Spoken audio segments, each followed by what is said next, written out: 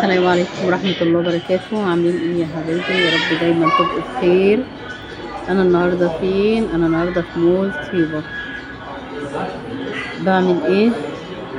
انا والله تعبانة جدا، والدكتور طالب مني ان انا كل يوم امشي ساعة لان عندي الجهاز الهضمي بايظ خالص.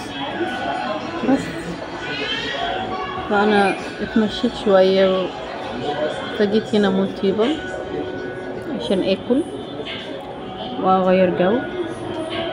لعل وعسى نفسي تهدى شوية عشان انا عندي قولون عصبي، الجهاز الهضمي عندي بايظ خالص من النفسية، فادعولي بالشفاء، ربنا يشفيني يا رب ويوحش عني.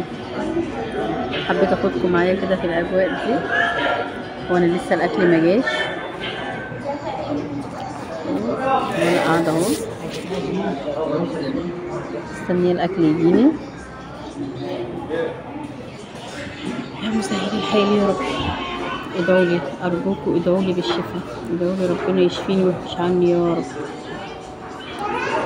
اشوف وشكوا بخير.